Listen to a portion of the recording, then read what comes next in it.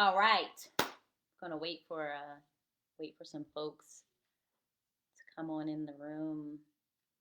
Let's wait for some folks to come on in the room. Good morning. Good morning. Let me just wait a minute or so and get some folks in the room. Get some folks in the room. Good morning. Come on in. Come on in the room. If you are watching this as a replay, just hashtag replay. I want to share some information with you all really quickly. And we are going to have 7 full days of good information. Some of it I will be sharing based on some data and some websites, kind of just giving you all some tips on some things that you can really do this year to better prepare your students, your families, your children, your grandchildren for just the best year possible. All right. Today, I'm going to give some information on just some reflections over the first year of post COVID. And I want to talk about the COVID year and talk about some of the things that I noticed in education, particularly with children, about the year. Some things about what teachers have gone through, and just kind of what all of this more than likely means for you and for your family. In 2020, March 2020, of course, you all were very aware of what happened during that time. We were thrown into a situation where all of us were told that we would more than likely um, have a situation where um, we would have to pack our things up. And the hope, of course, was to make sure that we were able to come back in 2 weeks. Well, the 2 weeks came and went, and we were, of course, in a situation where we were there for 2 years, right? We were home for 2 years. Um, and that brought about a lot of challenges, particularly in the area of technology, all right? So many of us had to really quickly adapt to this whole idea of Zooms and laptops. And we know there were schools that were scrambling for technologies and agreements and all of those things. And so we were thrown into a situation, as you are aware, really quickly. And what that brought out for us was a few things. There were a few things that happened. We realized quickly um, that we were not prepared as school systems. There were school systems that were just not prepared for what took place. Um, and we had people who did not have proper internet. We had a whole bunch of things. So our children, our teachers, our school systems, our parents, workplaces were thrown into a situation where um, they were. Let me know if you can hear me. I'm getting a message. I think you can. Let me know. Just give me a thumbs up or something if you can hear me. All right. All right. Okay, I can see it. And so we were all thrown into a situation that we were not prepared for. All right. So this did a lot. This brought about a lot of fear, a lot of anxiety, but more importantly, what it caused for our school systems is a very laid back approach to education. Okay. We as teachers had children who were taking classes with their pajamas in their beds. We quickly saw that middle school and high school students were becoming the adults of the home. So they were accustomed to asking and answering questions of their siblings. And uh, that was good for the moment. It presented a huge problem once we came back. Okay. So many of our children did exactly what we would have done in that situation had we been their age and their grade. Okay, they laid back, they were chilling. Teachers had to be very lenient in our giving of instruction, in our giving of projects and homework, testing, and all of that shifted. Right, we all were just trying to get along for the sake of getting along, and so a lot of the curriculum was really taken down. I don't want to say dumbed down. I don't really like that term, but we had to really be lenient in the way in which we were approaching education. Okay. And of course, that affected our children. All right. And so during the COVID years, first of all, let me be very clear, whatever the rumors were amongst parents, that year was the hardest teaching year for teachers, right? We not only had to teach your children, but we had our children. My son in particular was in a Mandarin program, so I had 40 Mandarin speaking children in the background while I'm trying to teach seventh and eighth grade. I had 120 students that I'm teaching. There are things going on. There are people dying. Phones are ringing. We're going through our own sicknesses, all of that. It was a very, very, very, very, very traumatic year. Okay. I don't need to even go into that. You all were there for it. What I really want to talk about today is looking at some of the things that happened when our children came back. Okay. Let me just be very transparent. I've been teaching since 2009, full time since 2013. This was the first year in all of the years that I've been teaching that I considered quitting. I actually set it up on one of the Tuesdays closer to the end of the year. I was pretty persuaded that I was leaving. I took all of my keys. It was a Tuesday. I was prepared to just throw caution to the wind and trust God in this moment, because teaching the first year of COVID was absolutely terrible. I don't even want to mix the words with that, right? Like, it was absolutely terrible. What we found was we had children who were far behind in education, but their mouths were so off the hook, right? That you wonder sometimes, am I talking to a kid or am I talking to an adult? Like, it got to that point in education where we just kind of threw our hands up and was like, listen, we don't even care at this moment, right? Like, there was so much going on in the classrooms because our little babies that left as babies, right? So I had sixth graders who came back as eighth graders, right? Most of them also came back with a sixth grade level of education, right? Because the things that we were forced to do online were really low level things just to kind of give folks something to do, because we were thrown into this thing and really had no idea. So it was hard to really gauge what our children understood, what they didn't understand. We had children who were extremely intelligent, who now were going through depression in ways that we never saw before. We had children who were thin, who gained a lot of weight, and now they were dealing with a lot of insecurities and low self-esteem because all they were doing was snacking and being upset that they had to stay in the house.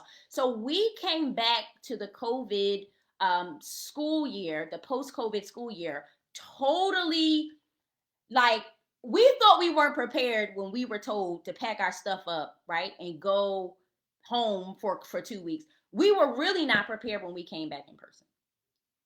So now we have children in person. We're dealing with masking issues. We're dealing with don't touch. We're dealing with putting our classrooms in certain ways where they have to be 6 feet apart and all of that. But more importantly, we're dealing with children who were on a slippery downward slope educationally. Last year was absolutely terrible, but here's the good news. We are now in our first post-COVID back to school year. Here's what we need to know. We need to know a couple things. One, schools are not going to be as lenient with their giving of tests, their giving of information. We have moved on from that. So last year, when we were just passing everybody, right, because that's what happened. Most people during the COVID year, let's be very clear, most schools worth their salt were not retaining people. I'm going to be honest. We had people who I know should have been retained, because guess what, folks? They didn't even show up for class. How they got to the next level, I have no idea. But it was hard to gauge who to leave back and who to push forward, because we had kids with Wi-Fi issues, we had kids with depression issues, we had kids who were the parents of the home, we had kids who were going through depression. So in all fairness, it wasn't fair to just retain children. So let's be clear. Many of your children were pushed forward, but they really did not have what they needed to have on the inside of them to really be able to compete. We have this level of thinking as parents and sometimes as teachers, a lot of times as schools and teachers, where we only want our children to compete locally. The truth is, most of our children can compete locally, but they cannot compete globally. Now with the post-COVID year, we are really in a bad way. We are really in a terrible situation where we were using excuses before. I'm here today, before I go into curriculum and all of that stuff, because there are Common Core standards that most families and most people have no idea exist. I'm going to talk about that later on this week. Today, my only point for being here today is to prepare you that schools are not going into this new year with the same crutches that were used last year. There's going to be a tightening up. I'm telling you, there's going to be a tightening up of a lot of things. Uniforms, parent expectations, student expectations. Please, ma'am, please, sir, have the conversation with your child today. Today is a good day. I call today, August is a month of alignment. It is time now to bring your children in, right? To get them into the mindset, into the frame of mind where they are now thinking about going back to school at a much quicker paced, higher level. We as teachers are prepared to go into the school system this year and catch our children up. Post-COVID year, here's the good news. Most of that stuff is going to shake itself out. Most of us are not going to have to deal with the same stuff that we had to deal with our first year back. So teachers have now had the summer. If any teacher like me, I lived this summer. I'm going to tell you, I'm rested and I'm ready. We are ready to go into our classrooms now and have our children trained up in a way that was pre-COVID. Do me a favor. This is all I want to talk about today. Prepare your children to go back to school in a way where COVID is not even something that we're thinking about, because schools have moved on from that. It is going to be a difficult year academically if we are not putting into place right now, right? This should have been happened, honestly. Children should always have something that they are doing academically throughout the summer. I understand that it's summertime and we need breaks and all of that, but we should be striking a balance as parents. We should be striking a balance where there's something academic going on and there's something social going on throughout the summer. But if you did not do that, take heart. This is August 1st. It is time to have a family conversation, right? Bring your grandchildren in. Bring your children in. Start to get them back into the mindset of school as usual, because most of us are going into our schools this year and we are trying to catch our children up. PSSA scores have gone down drastically. Thanks be unto God, our reading score actually jumped up. We just have a good reading team. But many schools around the country, their PSSA scores have gone down drastically. Trust me, they're not trying to hear that this year. So many of the schools, and I'm almost done, many of the schools are going into the schools this year, working your children like crazy, because we have to see some kind of increase and improvement in our grades, particularly as it relates to standardized testing. Please, ma'am, please, sir, bring your children in. Have a conversation. Get your uniforms ready. Get your bedtimes together. I am telling you, they are not using the same crutches, the COVID excuses as we were met with last year and the year before. So no longer are we just cannot do that. So bring your children in, okay? What this means for you is that school systems now are going to be more tight than ever. There are going to be increases in homework, increases in projects, increases in all of these things. Bring your children. I don't care if they're starting kindergarten. Tomorrow we're going to talk about kindergarten and first grade Common Core standards. I promise you, it is going to blow your mind when you realize what the actual standards are and what your child should be able to do once they leave kindergarten and first grade. It is unbelievable. Here's what we need to do. We need to make sure that you are having conversations with your children. If for some reason you did not throughout the summer prepare your child in any way academically, today is a good day to do that. Here's a good resource. The Dollar Tree. If you're anything like me, I'm mad they put an extra 25 cents on that dollar too, but here's a good resource. Go to your local Dollar Tree. Many of them have what's called Common Core workbooks, okay? If you go into their educational part, right, you're going to see school supplies, you're going to see binders, okay.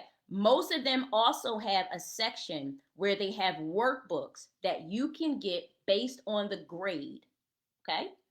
Go into your Dollar Trees today and get the grade book, get two. Get the grade book that they came out of and the grade that they're going into. And over the next 4 weeks, have your children work on 3 things: basic reading skills, writing, and math. All right? If for some reason your Dollar Tree does not have that, Amazon is a wealth of information. My son is actually using the Kumon books from Kumon is another great resource. Okay. You can go on. I think for 7 books, I don't even know where they are. For about 7 books, I think I got reading, writing, grammar, something else. I think I paid $50 or something for like 7 workbooks. Okay. Kumon is a great resource. They're also a great source to take your children to. I think they start at the age of 3. Kumon, they have a tutoring system where they worked with children on certain levels from A to Z, from the age of 3, I believe, all the way through like 8th grade. Your child can work along and do all of that. They time their stuff. All right. So you have to get as much stuff in like 15 minutes or so per page as possible. All right. That's neither here or there. Go into your local Dollar Tree. Okay. Five Below is another great resource. I was in there the other day and I was like, whoa, these are some really nice Common Core standard based books. Okay. Please make sure any books that you get are rooted in Common Core standards. All right. That is what school systems are basing their curriculum off of. Common Core standards can also be found at corestandards.org. I triple dog dare you to go to corestandards.org. What you're going to do is there's a part on there that talks about the standards, what parents should know, and standards in your particular state. You can click on all of those things from kindergarten through high school to know what your child should be able to do at the end of a grade. You will soon find out that it is way more than what we thought. Where we think little Johnny is in kindergarten and he should just be able to pick how many apples and all of that, the Common Core standards will show you that there's a lot more that he should be able to do. Now, what is the point of the Common Core standards? The Common Core standards are not there so that your child can compete with Susie in her classroom. That is not what it's there for. The Common Core standards are there as a way for people in every state, right, to prepare their children to compete nationally. We've got to get out of the mindset now as we move into this next year, right? Where we are aligning ourselves, getting our families together, getting our money together, getting our uniforms together. We've also got to get our mind together about what this looks like.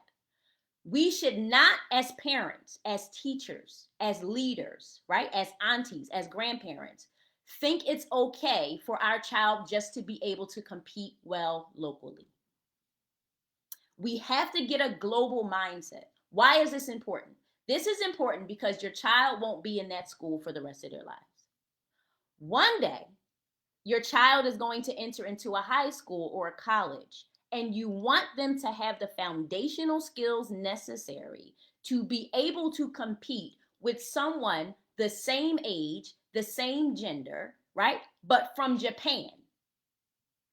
You understand what I'm saying? So we've got to get out of this mindset where we're just worried about whether or not they got 100 in the class with the rest of. No. Can your child compete on a level that when they leave that school, you know for a fact that they have everything on the inside of them to be able to compete at a global level. In order to do that, you've got to make sure that your child is consistently working towards something every single day academically. Now, what does that look like? It's not always going to look like you sitting down with them with a highlighter and a calculator working. Guess what? Some of the best teaching that my son gives is simply through our conversation. Speaking whole language to your child throughout the day and in conversation, and requiring them also to speak back to you in whole language will teach them way more than you even realize. Okay? So we want to make sure that you are going to corestandards.org. Before we get into the rest of this week, tomorrow I'm going to be talking about kindergarten, a little bit of first grade, but I'm going to go over with you what the Common Core standards are and what are some of the things that you can do and get to ensure that your preschooler, your kindergartner, your first grader even, right? So if you have a child that's in the first grade or going to the first grade, looking at the kindergarten information tomorrow is going to be helpful. Why? Because it is August. So all of the resources and the tips and the things that I give you for your child that is entering into first grade, you might want to start them at a kindergarten level. Here's the last tip. The last tip is this. If you know that your child struggled, now let's just be honest. All of us know, okay, can I just keep it a bean? All of us know whether or not our child slipped through the cracks last year. You do. You know whether or not they really did homework. You know whether or not they really got low test scores. You know whether or not they have everything on the inside of them to be able to compete without your assistance. That's another thing. We've got to get to a point where we are getting our children prepared to compete without our assistance. When I teach levels in my tutoring program and in my preschool program, I never give a parent a level where a child required assistance from me. I will only give you the level where I feel that they can operate independently. We should want our children to only be able to operate, and you should not be okay getting a level where Johnny had to get a significant amount of help in order to answer a question. I don't want that level. I want the level that Johnny is on, right? That he can operate independently, because now I know what I'm working with. Because let's be real, as much as we love our children, many of us don't have time to sit down every single day, every single night, do homework with them. And some of this new math, right, that you all see is not new to me because I feel like I'm in it, but some of this stuff is very new. You don't have the time, nor do you have the knowledge to be able to sit down with them every single day. All right. So we've got to get our children to a place where they can independently, right, complete their reading, their writing, their math, all of that. All right. Common Core Standards is the way to start. Go to corestandards.org. I want you to write this down. corestandards.org. Test your children now, right? What do they know? What don't they know? There are resources on this website as well. Maybe even go online to, let's say my son is going into the third grade. I might right now type online google.com, third grade assessments, PDF, worksheet, right? I promise you, if you type that, print something out, it'll come with the answer key. Put that in front of your child. I dare you. Put it in front of your child this August. Tell them to complete it. And then watch what they do with that information. That is going to give you a great indication as to whether or not your child is really, really ready, okay, to be able to do that. So today's resource, corestandards.org. Go there. Breathe, live. Your child should also know the standards. Your child should also know what it is they are expected to know by the time they leave that grade. Live them, breathe them. Have your child go over them and to be able to explain to you what are the things that you are supposed to be able to do at the end of this grade level. The other resource is the Dollar Tree. Go to the Dollar Tree today if you can. Go to their resource section where they have school supplies, binders. A lot of them have chapter books as well. Your child should be reading a chapter book a week.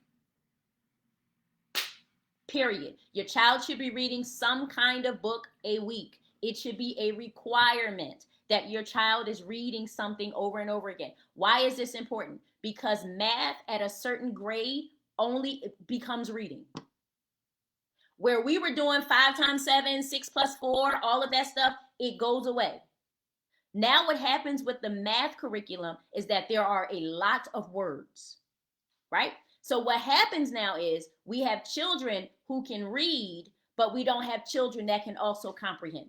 There is a difference between decoding a text and comprehending a text. The reason why the comprehension piece is going to be so important is because when your children get word problems, they will fumble and fall and fail if they cannot understand what the problem is asking them for. All right? Those are your resources for today. CoreStandards.org. Please, please, please, before I go into kindergarten and first grade tomorrow, please, please, please send somebody here that you know is having a child that is coming out of pre-K, going into kindergarten or first grade, all right?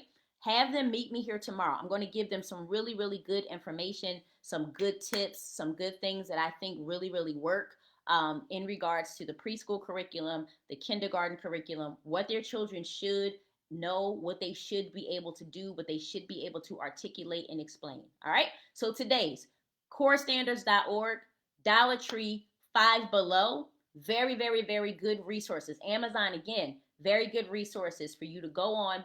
Go ahead and spend $20 or so. Go ahead and get those things in place. Have your child do 4 pages a day, right? Before you do anything, start to create the routine now. Please, ma'am, please, sir, do not wait until September 5th or September 1st or August 29th or whenever your child is going back to school to create routine. All right? Start to align your family now, all right, so that you can be in the best place possible to ensure that your child is having a successful year. All right? There we go. So tomorrow we will talk about kindergarten and we will talk about first grade. I love you and I'll talk to you soon. Peace.